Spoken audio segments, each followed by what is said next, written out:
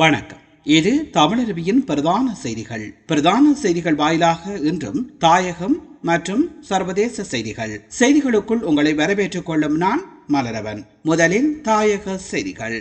ஜாழ் செம்மணி மனித புதைகுழி இடைநிறுத்தப்பட்ட 2ஆம் கட்ட அகழ்வு பணிகளை எதிர்வரும் 21ஆம் தேதி மீள ஆரம்பிப்பதாக சட்ட வைத்திய அதிகாரி பிரணவன் செல்லையா நீதிமன்றத்தில் தெரிவித்தார். செம்மணி மனித புதைகுழி தொடர்பான வழக்கு யாழ்ப்பாண நீதிமன்றத்தின் நீதிவான் ஏ ஆனந்தராய முன்னிலையில் எடுத்துக் கொள்ளப்பட்டது.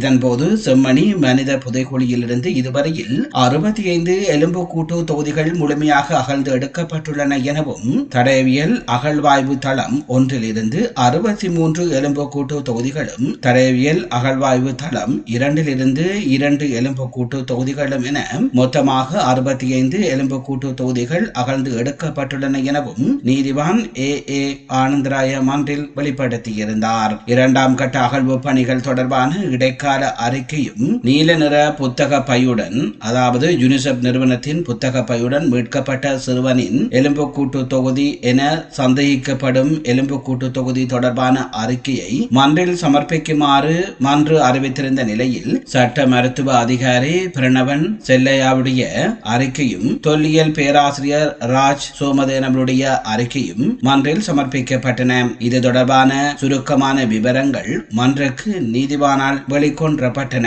மேலும் செம்மணி மனித புதைக்குழி அகழ்வு நடவடிக்கைகளின் போது பாதிக்கப்பட்ட மக்கள் சார்பாக யாழ் மாவட்ட சட்டத்தரணிகள் சங்கத்திலிருந்து காலையில் 2 சட்டத்தரணிகள், மாலையில் 2 சட்டத்தரணிகள் என்று கிரமமாக அகழ்வு பணிகளில் முன்னிலையாகி மன்றில் அனுமதி கோரிய நிலையில் நீதிமன்றம் அதற்கான அனுமதியை வழங்கியுள்ளது. மேலும் ஊடகவியலாளர்கள் மற்றும் அகழ்வு பணிகளில் ஈடுபடும் விசேட நிபுணர்கள் மாத்திரமே அகழ்வு பணிகளை புகைப்படம் எடுப்பதற்கு அனுமதிக்கப்பட்டிருப்பதாகவும் மன்றில் நீதிவானால் அறிவிக்கப்பட்டது. புதைக்குழியில் கண்டெடுக்கப்படும் சான்றாதாரங்கள் சம்பந்தமாக தேவையற்ற கட்டுக்கதைகளையும் பொருள் கூடல்களையும் விசனங்களையும் மக்கள் மத்தியில் தவறாக கொண்டு செல்லாமல் தடுப்பதற்காகவே சில கட்டுப்பாடுகளை விதித்துள்ளதாகவும் மன்றில் அறிவிக்கப்பட்டது. இடைநிறுத்தப்பட்ட 2ஆம் கட்ட செம்மணி மனித புதைக்குழி அகழ்வு பணிகளை எதிர்வரும் 21ஆம் தேதி மீள ஆரம்பிப்பதாக சட்ட வைத்திய அதிகாரி பிரணவன் செல்லையா நீதிமன்றத்திற்கு அறிவித்தார். செம்மணி மனித புதைக்குழி வழக்கு தொடர்பான அடுத்த தவணை எதிர்வரும் ஆகஸ்ட் 6ஆம் தேதிக்கு திகதியிடப்பட்டுள்ளமை இங்கே குறிப்பிடத்தக்கது. சமூக செயற்பாட்டாளரும் தேசிய மீனவ ஒத்துழைப்பு இயக்கத்தின் யாழ் மாவட்ட தலைவரும் காணி உரிமைகளுக்கான மக்கள் இயக்க தலைவருமான இரத்னசிங்கம் முரளிதரனை பயங்கரவாத தடுப்பு பிரிவுக்கு சமூகம் அளிக்குமாறு அழைப்பு விடுக்கப்பட்டுள்ளதாக தெரிவிக்கப்பட்டுள்ளது. பயங்கரவாத தடுப்பு பிரிவின் தொலைபேசி ஊடாக அவருக்கு இந்த அழைப்பு விடுத்ததாக தெரிவிக்கப்படுகின்றது. அதன்படி எதிர்வரும் 20ஆம் தேதி முற்பகல் 9 மணிக்கு பரந்தனில் உள்ள பயங்கரவாத தடுப்பு பிரிவு அலுவலக சமூகம் அளிக்குமாறு அவருக்கு அழைப்பு விடுக்கப்பட்டுள்ளது. அவர் காணி உரிமை, கடற்தொழிலாளர் உரிமை உட்பட பல்வேறு போராட்டங்களை முன்னெடுத்து வருபவர் என்பது குறிப்பிடத்தக்கது. பெருந்தொகையான போதைப் பொருட்களை கடத்த முயன்ற குற்றச்சாட்டில் இலங்கையர் ஒருவர் பண்டார்நாயக்கா சர்வதேச விமான நிலையத்தில் கைது செய்யப்பட்டுள்ளார். கைது செய்யப்பட்ட நபரிடமிருந்து 31.17 மில்லியன் ரூபாய் பெறுமதியான குஸ் போதைப் பொருள் பறிமுதல் செய்யப்பட்டுள்ளதாக சுங்க அதிகாரிகள் தெரிவித்துள்ளனர். மட்டுக்குழி பகுதியைச் சேர்ந்த 48 வயதுடைய ஒருவரே இதன் போது கைது செய்யப்பட்டுள்ளதாக தெரிவிக்கப்படுகின்றது. சம உரிமையை வெல்லுவோம், இனவாதத்தை முடிவுக்கு கொண்டு வருவோம் எனும் தொனிப்பொருளில் மன்னாரில் கையெழுத்து கோரிக்கை போராட்டம் முன்னெடுக்கப்பட்டுள்ளது. சம உரிமை இயக்கத்தின் ஏற்பாட்டில் மன்னார் நகர பகுதியில் முற்பகல் கையெழுத்து சேகரிக்கும் நடவடிக்கை முன்னெடுக்கப்பட்டதாக தெரிவிக்கப்படுகின்றது. காணாமலாக்கப்பட்ட அனைவருக்கும் நீதி வழங்கப்பட வேண்டும், இன்னும் ஒரு அடக்குமுறை சட்டம் வேண்டாம் மற்றும் பயங்கரவாத தடை சட்டத்தை உடனடியாக ரத்து செய்ய வேண்டும் போன்ற கோரிக்கைகளை மையப்படுத்தி இந்த போராட்டம் முன்னெடுக்கப்பட்டது. அதே நேரம் அனைத்து காணாமலாக்கப்பட்டவர்களுக்கும் நீதி வழங்குமாறு கோரி கிளிநொச்சியில் கையெழுத்து சேகரிக்கும் போராட்டம் முன்னெடுக்கப்பட்டமை குறிப்பிடத்தக்கது.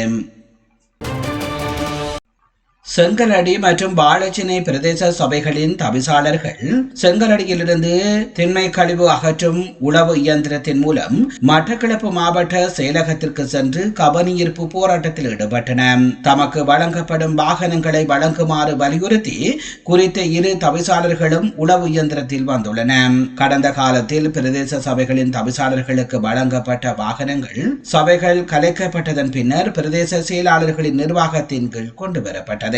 இந்த நிலையில் குறித்த வாகனங்களை மீண்டும் பெற்றுத்தருமாறு கோரி இந்த கவனஈர்ப்பு போராட்டத்தை முன்னெடுத்துள்ளன.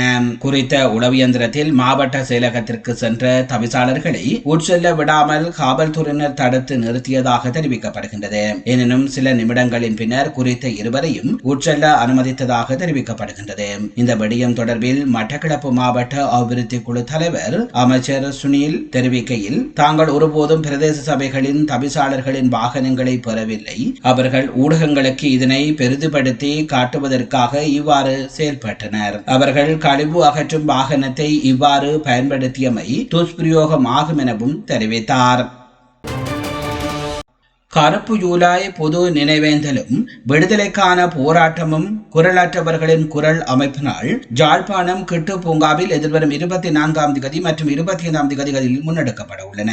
ஜாழ் ஊடக அமையத்தில் நடைபெற்ற ஊடக சந்திப்பில் குரலற்றவர்களின் குரல் அமைப்பின் ஒருங்கிணைப்பாளர் முருகையா கோமகன் இதனை தெரிவித்தார். அவர் மேலும் தெரிவிக்கையில், இதுவரை காலமும் இலங்கையின் கொடூர சிறை கூடங்களுக்குள் நயவஞ்சகமாக படுகொலை செய்யப்பட்ட தமிழ் அரசியல்வாதிகளுக்கு நீதி நியாயத்தை கோருகின்ற பொது நினைவேந்தலும் 30 ஆண்டுகள் கடந்தும் விடுதலையின்றி சிறைகளுக்குள் வாடிக்கொண்டிருக்கின்ற தமிழ் அரசியல் கைதிகளின் விடுதலையை வலியுறுத்திய நூதன கவனஈர்ப்பு போராட்டமும் குடிமக்களது ஒத்துழைப்புடன் முன்னெடுக்கப்பட உள்ளது.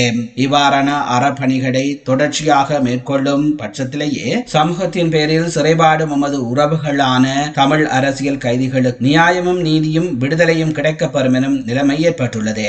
மனிதநேயம் கொண்ட உள்ளங்கள் ஒருங்கிணைந்து முன்னெடுப்புகளை மேலும் வலுப்படுத்தக்கூடிய வகையிலான உதவிகளை விடுதலைக்கான திறவுகோள்களை கனதியாக்குவோம் என்கின்ற ஒன்றியல் திட்டத்தின் ஊடாக மனமு வந்து நல்க வேண்டும் என அன்புரிமையோடு வேண்டி நிற்கின்றோம். இந்த பொதுவழி கவனஈர்ப்பு போராட்டத்தில் இன மத மொழி கடந்து வயது பால் வேறுபாடின்றி கட்சி பேதங்களுக்கு அப்பால் ஒருங்கிணைவோம். சமூக நீதி, சமூக நியாயத்துவம், விடுதலை பயணம் நோக்கி செயல்பாடுகளை பலப்படுத்தி முன்னகர்வோம். நல்லெண்ணமும் கருணை உள்ளமும் கொண்ட அனைவரும் சிரமம் பாராது வந்து கலந்து கொள்வதன் மூலமையே இலங்கை அரசிற்கும் சர்வசத்திற்கும் ஒரு திரட்சிமிகு அழுத்தத்தை கொடுத்து அன்புக்குரிய எமது சிறை உறவுகளை உயிர்ப்புடன் விடுவிக்க முடியும். அனைவரும் ஒன்றிணைந்து குரல் கொடுத்து உறவுகளை சிறை மீட்போம் வாருங்கள் எனும் குரலற்றவர்களின் குரல் அமைப்பினராகிய நாம் எமது மக்களை நோக்கி உரிமையோடு அழைப்பு விடுக்கின்றோம் என்றார் அவர். நேர்கள் நீங்கள் பார்த்து கொண்டிருப்பது தமிழருவியின் பிரதான செய்திகள் வாயிலாக தாயக செய்திகள். இனி தொடர்ந்தும் தமிழருவியில் இடம்பெறுபவை சர்வதேச செய்திகள். அமெரிக்காவை காப்பாற்றுவதே எமது இலக்கு என அந்த நாட்டின் ஜனாதிபதி டொனால்ட் ட்ரம்ப் தெரிவித்துள்ளார். சர்வதேச ஊடகமான பிபிசிக்கு அளித்த நேர்காணலில் அவர் இதனை தெரிவித்துள்ளார். அமெரிக்கா இப்போது மிக சிறந்த நாடாக இருப்பதாக நினைக்கின்றேன். ஓர் ஆண்டுக்கு முன்பு அது ஒரு இறந்த நாடாக இருந்தது என்றும் அமெரிக்க ஜனாதிபதி ட்ரம்ப் தெரிவித்துள்ளார். விமானம் தரையிறங்கும் போது விமானிகளின் சாதுரியத்தினால் விபத்து தவிர்க்கப்பட்ட சம்பவம் ஒன்று பதிவாகியுள்ளது. இந்திய தலைநகர் டெல்லியிலிருந்து பட்னாவுக்கு 173 பயணிகளுடன் குறித்த விமானம் புறப்பட்டது. இந்த நிலையில் பட்னாவின் விமான ஓடுபாதை தளத்திற்கு முன்னதாகவே விமானத்தை விமானிகள் தரையிறக்கினர். இதன் போது ஓடுபாதையின் நீளம் விமானத்தை நிறுத்த போதுமானதாக இல்லை என்பதனை உணர்ந்த விமானிகள் உடனடியாக விமானத்தை மேலெழுப்பி மீண்டும் வானை நோக்கி பயணித்தனர். இந்த நிலையில் சிறிது நேரத்தின் பின்னர் பாதுகாப்பாக ஓடுபாதையில் விமானம் தரையிறங்கியது. ஒப்பீட்டளவில் பட்டா விமான நிலைய ஓடுபாதை குறுகிய தூரத்தை கொண்டது என்ற அடிப்படையில் சரியான நேரத்தில் சிந்தித்த விமானிகள் எடுத்த தீர்மானத்தால் விமான விபத்து தவிர்க்கப்பட்டுள்ளமை இங்கு குறிப்பிடத்தக்கது. நேர்கள் நீங்கள் பார்த்துக் கொண்டிருப்பது தமிழருவியின் பிரதான செய்திகள் வாயிலாக தாயகம் மற்றும் சர்வதேச செய்திகள். தாயகம் மற்றும் சர்வதேச செய்திகள் இத்துடன் நிறைவு பெறுகின்றன. செய்திகள் தொடர்பான உங்கள் கருத்துக்களை கீழே பதிவு செய்யுங்கள். இதுவரை நேரமும் தமிழருவியின் பிரதான செய்திகளோடு இணைந்திருந்த அத்தனை நேர்களுக்கும் நன்றிகளை தெரிவித்துக் கொள்வதோடு மீண்டும் நாளையும் இதே போன்று ஒரு பிரதான செய்திகள் வாயிலாக உங்களை நான் சந்திக்கின்றேன். விடுந்திருக்கின்ற இன்றைய பொழுது உங்கள் எல்லோருக்கும் ஒரு நல்ல பொழுதாக அமைய எல்லாம் வல்ல இறைவனை வேண்டி உங்களிடம் விடைபெறும் நான் என்றும் உங்களுடன் இணைந்திருக்கும் மலரவன். நன்றி, வணக்கம்.